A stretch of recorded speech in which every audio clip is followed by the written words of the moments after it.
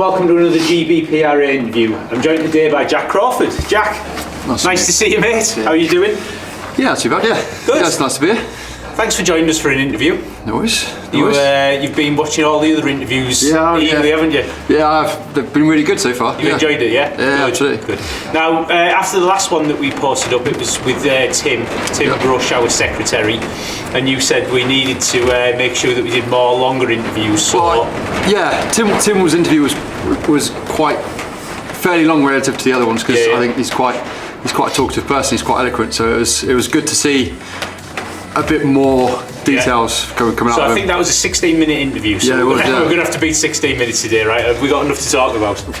I don't know. I'm as interesting as Tim, but we'll sure try. Well, let's see if you are interesting or not. Do you want to tell us a little bit about yourself for our viewers? Yeah, sure. So I started shooting when I was 7 years old. Literally when I was 7 years old, I got given an air rifle for Christmas. Yeah. And then since then, it's just been an absolute passion of mine. I grew up in France, so obviously rules are different over there. Started with air rifle at 7. As soon as I reached like 10 years old, I started with the 2.2s, semi-autos. Yeah, nice. Always a bit of fun. And then as soon as I hit like 12, 14, my parents own a range out there, so they run a company called Tactical.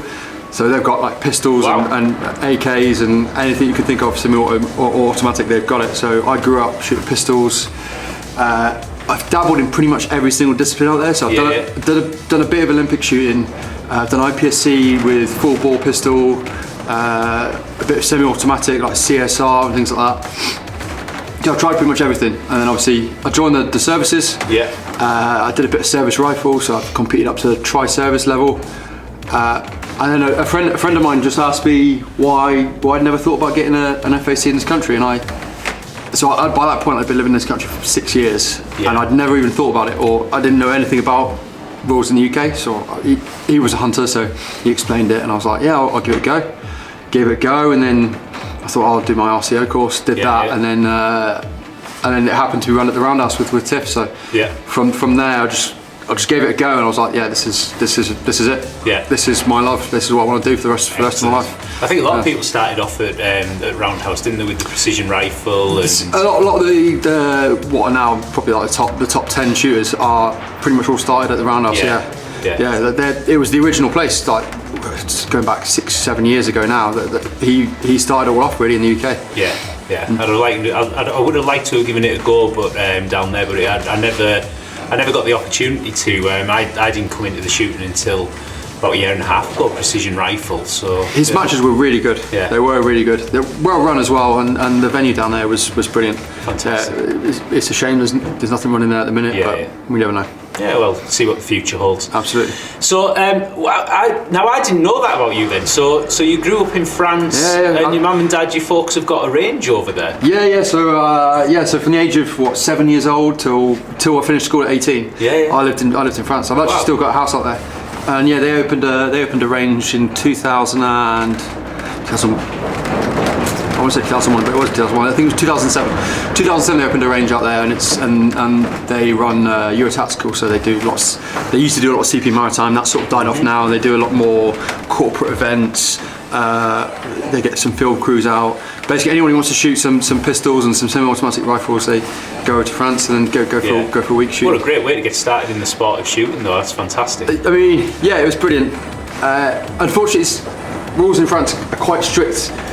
It's very strange. So they're strict. They're not as strict as on what you can have and what you can shoot, but they're strict on where you can shoot. Yeah. So you can't shoot on private land unless you hunt, and you can't. All ranges over there have to be non-RDA, so they can't have a danger area.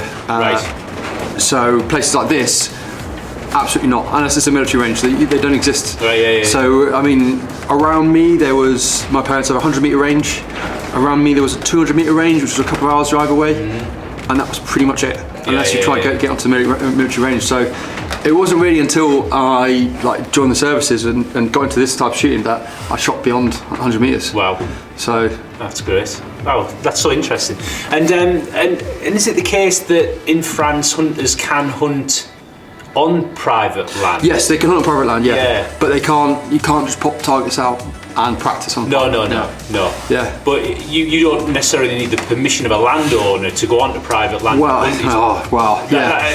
Very complicated. Yeah. But there's like, yes and no. Technically, you do need the landowner's permission. Right. Well, this is where it gets complicated. Technically, they don't necessarily need it, but if you say no, they can't use it, then they can't use it. Right. Okay. But it's sort of, most of the villages have their own hunting syndicate. So and they're sort of the king of the roost. Okay. And they will just keep shooting. So, perfect example. My parents bought about 5 hectares out there of woodland. And the Shas, the local syndicate, had been using it for decades. My parents didn't want them to use it. They had to phone them up and tell them you're no longer allowed to use it. It wasn't a case of them coming to their. I bet that went down well. They weren't too happy. They just kept using it for ages. And they're like, no, you cannot use it. You're not allowed to use it anymore. And they're like, okay, then I guess we're not using it. Yeah. Oh dear.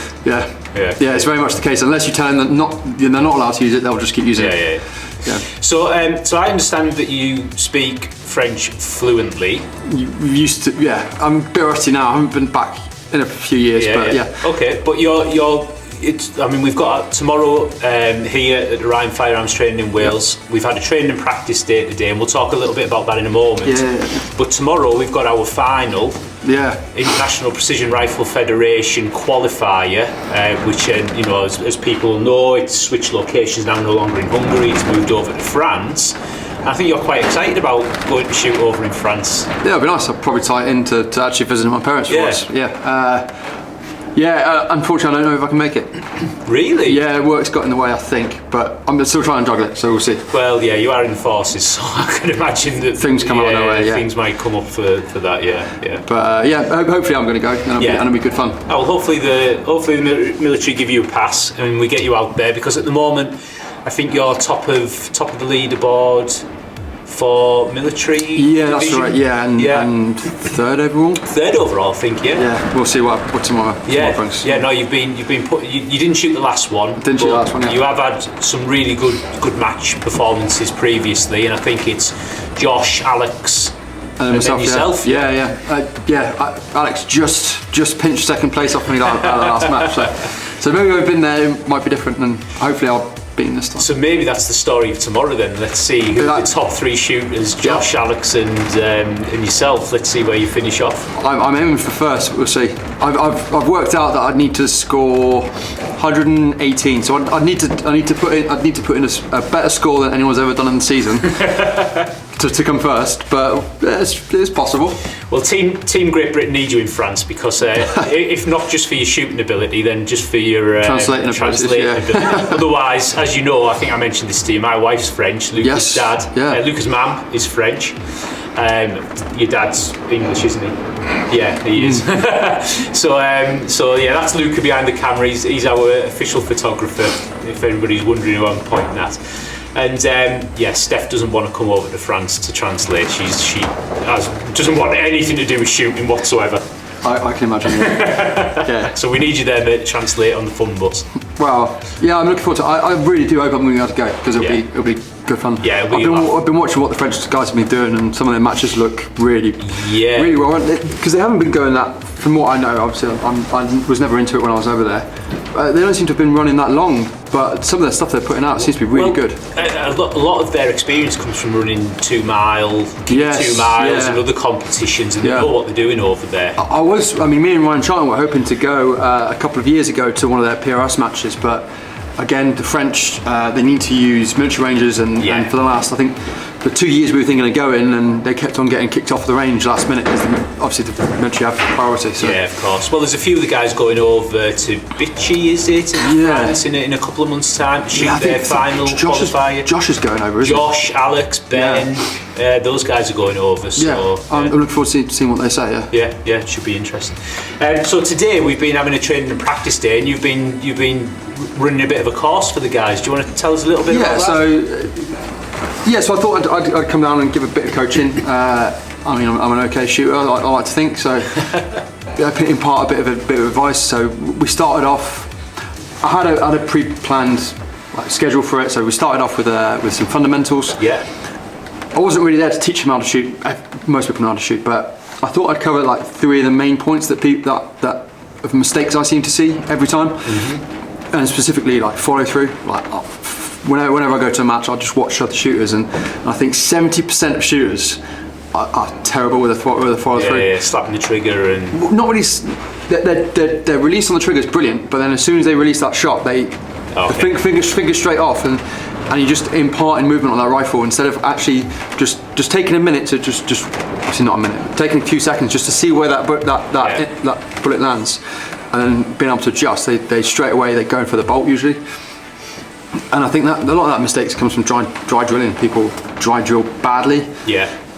And because they want to dry drill being fast, and it's just click and straight away they're racking the bolt. Yeah. And then they bring that to a match, and then you're not actually watching where your shots are going. So it's all about knowing where your shots are going. Because if you miss, you want to know what your adjustment is. Otherwise you're just wasting ammo. Yeah. So we covered that.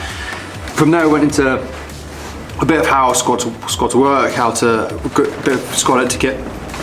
My bugbear is squad etiquette, seeing people. I'm trying to think of a non-vulgar word for it, but messing around and just not being on point. Picking up other people's brass, having your kit ready to go. Next shooter should be stood there behind the first shoot, and watching what he does. Your mags and being on the ball, all your admin. Nothing worse than either being the RO at a match or being that third guy, and then it'd be like, right, next shooter, who are you? Next shooter, and he's over there and he's not even bombed up his mags. I'll bomb the mags up, then I'll come over. It's like, no, you should be there with your magazine good to go. So a bit of etiquette, and then just how to approach barricades. So there's a couple tricks I've learned over the years of how to approach barricades. So I thought I'd pass that along, and then we did some 10-second drills. So just I always think that first round off is probably the most important round of a stage. So we just drilled getting into that first position, getting that round off, and getting that first hit. If you can get that first hit, the other 9 or 10 are easy, because you know you're gonna hit. And then from there, did a bit of wind reading. Just talked a little bit about how terrain affects wind. Yeah, I would love perfect day for it as well, because I don't know if our viewers can hear, but it's blowing a gale out there again. It's been absolutely horrible today. At least it's dry today. Last time we were here, it was chucking down all weekend. Yeah, I would love to run like a proper day just with wind, just to do some wind. So maybe something to continue in the future. And then this afternoon we run some just stages. I thought I'd give the guys the opportunity at the start just to give them some mock stage and just go through it in their own time. No time pressure. They can just practice moving from position to position and do some time stage after. But I think most of the guys had run out of ammo by the end, and they were more interested in just trying to get that time on the barricades, which is fair enough. So we didn't do too many time stages, but maybe next time, maybe a bit of progression on this. And and thank you for coming out and spending your time with the guys and taking them through it. I had a word with a few of the guys that you were looking after today, and they said that they really enjoyed it. They got a lot out of it. There was some guys there that are very, very new to the sport. I've shot a few matches now. I'm relatively inexperienced compared to someone who's been shooting since the 7. But again, I'm still fairly new to the sport. And I joined you today. And what were the advice you were giving me? You said my fundamentals seem okay. Yeah. But maybe just when do you want to just explain what feedback you gave me? So I'm a big believer in saving time in the right places. So being quick where you can be quick, but then taking your time in other places. So I think today the main one for you was that you were letting your shot off. You were doing a good follow through, which was brilliant to see. But then you were taking your time on the bolt. So as you correctly pointed out, you were still thinking about your shot as you were opening the bolt. And I just pointed out, just take that. If you need that, take that second after your shot's gone. Yeah. To think about that shot. Think about that shot while you're behind there, while you're on your follow through. Think about that shot. And once you've thought about it, forget about it, and then just move on, and then rack that bolt. Racking the bolt and moving position is where you can save your time. Yeah. Take your time on the actual releasing the shot, and then you follow through. Follow through is so important. And then we went into the hut later on, and I did a stage. And how do you think I went on the stage? Was I getting on the bolt a bit quicker? Oh yeah, there's nothing I could pick up. You were spot on for that, and your impact showed. I mean, you only missed like 2, I think, out that stage, and it was a hard stage considering that the plate was sideways, and every time you hit it, target. every time you hit it, it was just like not ricocheting off, but slipping off and going into the back. So it looked like a miss every time you shot at it. So But yeah, you shot really well. All right. Great, well, you heard it from an expert here. Christian's a good shooter. Brilliant. Right, so now we've got that out of the way, and I've been endorsed by one of the best. Tell us a bit about your kit. What have we got on the bench here? So yeah, I shoot a Lithgow 105. Right, yeah. So it is pretty much a factory rifle. I've changed the barrel, so GTAC Engineering very kindly rebarreled it for me when I shot it out. Excellent. I put quite a few rounds down it every year. Like I put probably 2,000 rounds through a barrel every year, so I go through barrels once a season. I've changed the forend as well, so I would have been factory this year if I stuck with the original forend, but I really like the enclosed forends. Yeah. On a barricade, I like an enclosed forend because I can grip it from the top, I can apply downward pressure and then also rearward pressure via the fingers. So I really like an enclosed forend. And that was something you explained to me today, wasn't it? Yeah. You explained about getting your hand at the front of the rifle, and because I shoot a factory, Begara, HMR, no enclosed forend, I have to sort of try and get my hand off the barrel out of the way, where you can really grab on, get a hold. Probably can't see from that end, but basically the way I shoot is I literally use these four fingers to grab the bag, and I'm using that thumb to wrap over the top of the barrel, and I'm pulling them with this, and I'm sort of pushing down onto the bag to give me a nice amount of grip. So yeah, that enclosed forend just enables me to. I don't have to worry about burning my finger. So. And what chassis is that? So this is the KRG X-Ray. Yeah. So it comes standard in this. It's the only chassis that's inletted for this rifle, unfortunately. Okay, for the Lithgow. And everything else is standard. So it's a standard trigger. The trigger is absolutely amazing on it. I can't fault it. I've put an aftermarket APW muzzle brake. And Scope's 6-hour Tango 6. Yeah, very good. In a spur mount there, and spur mount. Everything else is standard. There's not much need to change it on it. Bipod? Yes, I mean, if you're going bipod, you've got to go for a Skypod for this game. Okay, I forked out a little bit more money and I got double pull. Because there's only maybe one stage every 20 where you need one, but that one stage it's an absolute godsend. Pulling once is all right, but pulling twice. Yeah, just having that little bit extra height can just save you sometimes. I don't think there's any other bipod at the minute on the market that beats a Skypod. The Lithgow, the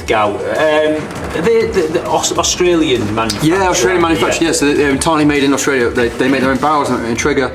The chassis is obviously KRG from America, but everything else they make themselves. Yeah. And you shoot a 2.2 trainer rifle at Lithgow as well, don't you? Yeah. So they've got their 105, which is their match rifle. This one they've got the 102, which is the same action and the same trigger with a light barrel in a wooden or plastic stocks. For hunting, I've got one of them, which I use for hunting. And they've got the 101, which is either 2.2 or I think they do 17 HMR. Excellent. As a rimfire. So I've got a 101 in a SCSA chassis for. I mean, I'll put down every month. I'll put probably down 500 rounds down with 2.2. Wow. Yeah. I hardly shoot my centerfire anymore for practice. In fact, I don't shoot my centerfire practice. I'll put maybe 20 rounds the week before a match, just to make sure everything's still singing true. Yeah. After I've talked up everything to make sure it's there, then I'll put 20 rounds down to make sure my dope's right, my muzzle is right, and everything's still working fine. Yeah. But all my practice is done with 2.2. Yeah. Similar for me. I shoot 2 Begara HMRs, and I do most of my practice with a 2.2 as well. Yeah. I think it's very helpful. It is, and it costs nothing. And the main training benefit I think you get from practice is just getting time on that trigger. It doesn't matter what caliber you're using, just getting time on that trigger is one of the most important things. Absolutely. Who do you shoot for, Jack? Do you shoot for a team or a company? No, I don't shoot for. I shoot just for myself. I mean, I did used to shoot for the Royal Marines Association. We've had to. So that was the RMPRA. Yeah, the RMPRA. We've had to. There's a few politics going on behind the scenes, so we've had to just put that on the back hold for the minute. So for now, I'm just shooting for myself. Yeah. Very good. So, we've just gone through your kit. What's the one bit of kit though that if you were like 2 hours down the motorway on your way to a match and you suddenly realise you've forgotten it, what would you turn back and go home for? Actually, I knew this question was coming because I watched all the other interviews, and I've thought about this quite in depth. But I don't think there's anything I would not drive back for if I forgot. Okay. I just think I pack I pack quite smartly, and everything I bring is absolutely essential. And there's nothing I wouldn't go back for. Like if it was my bag, this one bag I use for everything. I've got a rear bag. But if you forgot that, then I'll go back for it. You'd have to go back for that. And my ballistics calculator, I'd go back for that. And my belt, I'd go back for that. And my magazine, there's nothing I wouldn't go back for. There's nothing I'd take that is so unnecessary that I wouldn't go back for it. No matter how far away it was. No, fair enough. Good answer. And what's your favourite match day snack when you go to the range? What's your snack of choice? I don't snack. You don't snack? No. See, clean living lad. It's not that. I just don't have the time usually. I just don't think about it. Fantastic, excellent. So tomorrow, looking forward to it. It's going to be a bit windy, I think. I think the forecast is it dies off, so fingers crossed, because today has been quite. It'll be challenging. If the wind's the same as it is today, it's going to be very hard. There's not going to be very many high scores. Okay, well, look, mate, I wish you all the best for tomorrow. Thank you. Yeah. Hope you get the match win. Yeah. Secure your place in France, and hopefully you make France as well. Hopefully. And it's been a pleasure talking to you, mate. Thanks for coming along and doing the training today. No, it's been brilliant. Thank you very much. Cheers, Jack. Thanks.